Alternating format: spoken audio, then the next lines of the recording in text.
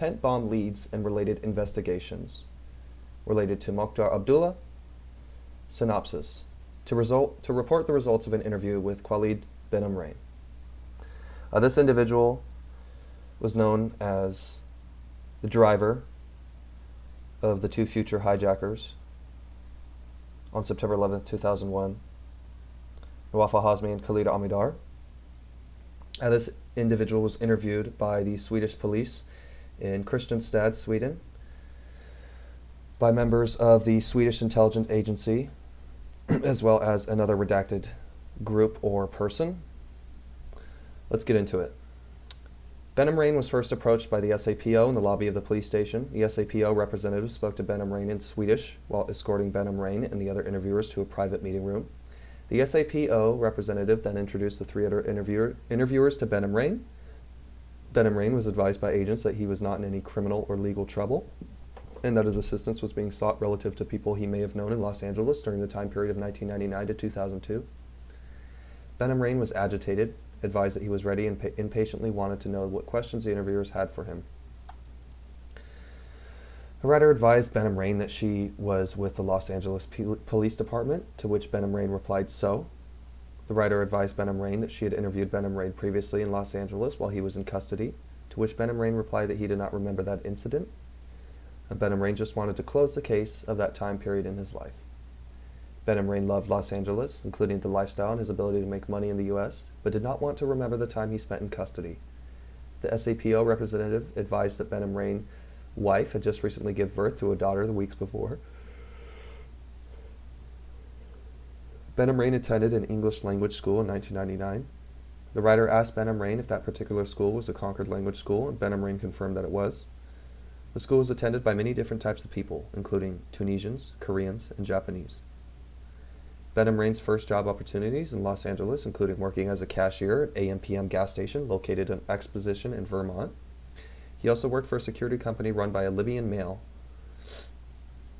Benomrane's security jobs including security at the Los Angeles Mosque located at Exposition in Vermont, known to writer as the Masjid Ibn al-Khattab.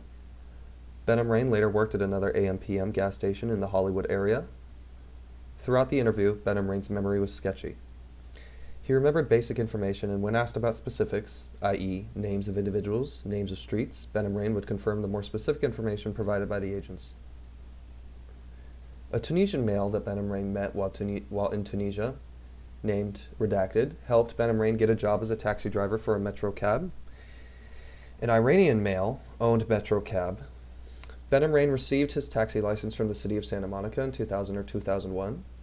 3 to 4 months later, Benomrane brought his own taxi and worked for Sunshine Taxi Cab. Benomrane paid the company $120 a week. During that time period, Benomrane prayed at what he referred to as the Culver City Mosque, known to writers as the King Fahd Mosque.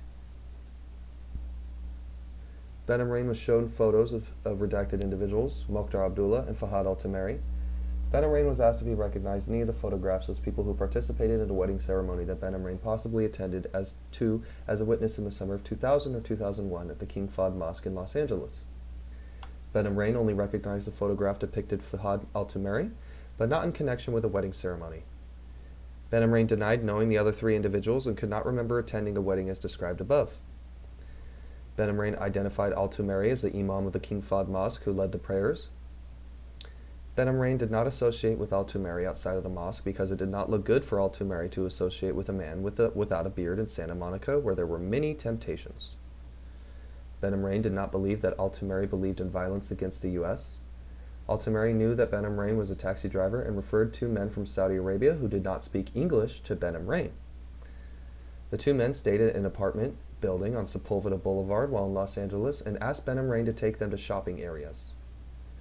Benomrane gave them the second occasion where they needed a driver. They requested a trip to SeaWorld in San Diego. This was the first of many referrals Benomrane received from Al-Tamari. Al-Tamari also referred customers to the 3 other Tunisian taxi drivers who were Benomrane's friends.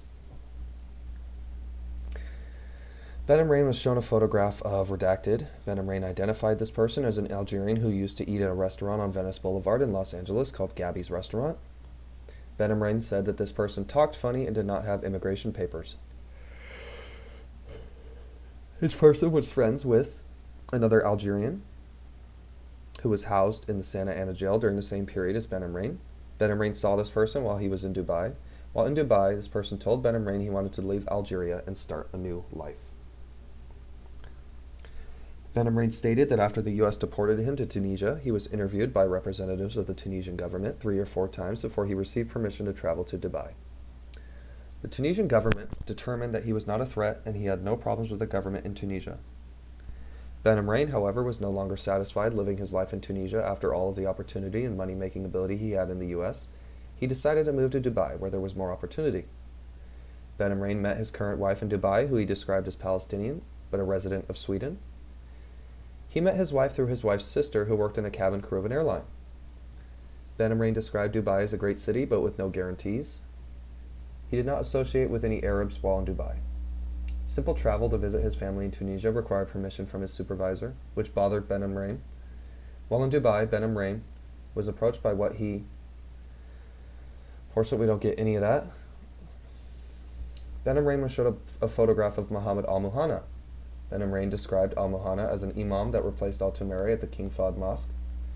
Benomrane did not believe that al-Tumeri believed in violence against the U.S., and when asked to compare al-Tumeri with al-Muhanna, Benomrane was hesitant and said that they were the same. But he preferred to listen to al-Muhanna's prayers because he had a nicer voice. Benomrane was shown another photograph of a redacted individual. Benomrane met this person at the King Fahd Mosque and described him as a Palestinian who thought differently than Benomrane and his friends. This person did not like America and wanted to return to Jordan. Benomrane and his friends would sometimes eat with this person at a restaurant. But Benomrane distanced himself from this person because of the way that they spoke. Benomrane did not want to discuss violence or politics, subjects that this person seemed to want to talk about. The interviewing agent reminded Benomrane that this person was his sponsor in the United States, and Benomrane immediately verified that to be true. Benomrane stated that he now remembered that this person owned something and sponsored Benomrane because Benomrane was taking computer courses for college. This person's sponsorship did not help Benomrane with his immigration status while in the U.S.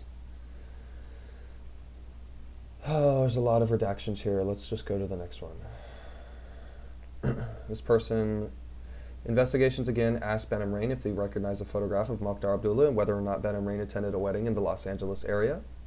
Benomrane advised that he did not recognize Abdullah and that he did not know anyone from the San Diego area, and he did not remember ever going to a Texaco gas station in the San Diego area.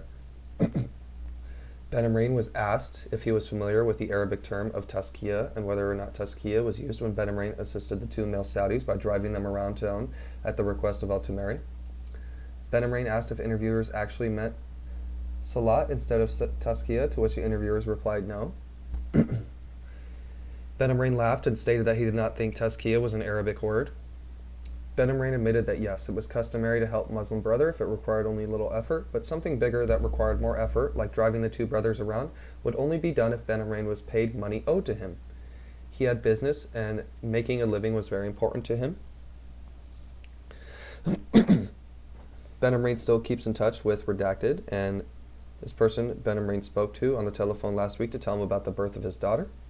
This person is still a taxi driver and married to an American woman who has 4 babies from a previous relationship. This person has been waiting 5 years for a green card and wants to return to Tunisia to visit his mother. This person is a funny person and not like someone else. He is divorced from an American woman and also has a 9-year-old daughter. He married a redacted woman 2 years ago and still lives in redacted location and is over 30 and a businessman.